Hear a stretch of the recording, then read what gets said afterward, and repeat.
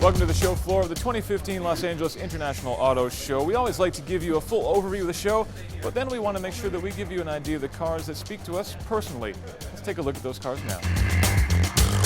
My pick of the 2015 LA Auto Show has got to be the Porsche Cayman GT4 Club Sport. What is it? Well, you take a Cayman GT4, which is already a pretty ridiculous car, rip out the interior, weld in a roll cage, give it racer suspension, a central air jack, and my heart just goes a flutter. It costs $165,000, and it's not road legal, but I don't care. I still want one.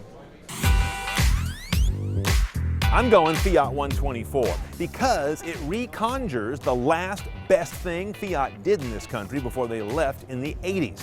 Now, if you remember the 124, you immediately see this and go, oh yeah, 124. If you don't recall the 124, you look at this and say, hot-looking version of the Miata, which is what it is. Now, what's fascinating to me is that Fiat says they redid every piece of sheet metal. So why does it look so much like a Miata from the side? That was a long way around to come back to the same place. But the face and the rump are definitely, I think, real classy and very retro cool. Bottom line, this guy's a crowd pleaser, which is always what I look for in a belle of the ball at one of the major auto shows.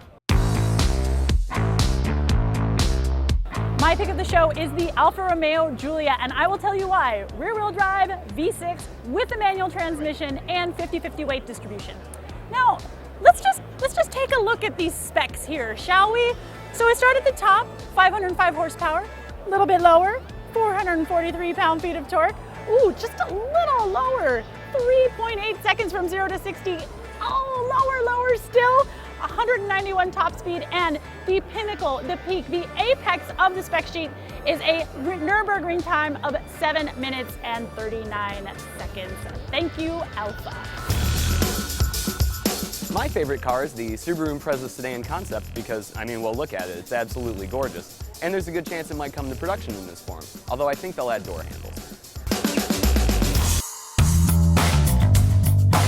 My pick for the show is this 2017 Mercedes-Benz SL550. This has all the power of the much bigger and heavier S550, but in a two-seater roadster, so it should be a lot of fun to drive. I'm not crazy about Mercedes-Benz current cabin electronics, but this supports Apple CarPlay, so that takes care of that. Well, Brian beat me to the Fiat, and I can't in good conscience pick the Miata yet again, so I'm going with the Infiniti QX34 for my pick. It's a small crossover from Infiniti, and I think it's one of their better looking cars in recent memory. I mean, look at it in this gorgeous metallic cocoa. It's just sleek and sexy. Just love it. About the only bad thing I can think about the Infiniti QX30 is that, well, it makes all the other crossovers in this booth look just sort of frumpy by comparison. Get the rest of your line together, Infiniti. That's it here from Los Angeles. Let us know what you think. Do you like the new Fiat? Tell us. We're at Roadshow on Twitter. It's the end of the 2015 auto show season, but we're going to be back in Detroit in early 2016. We look forward to seeing you there.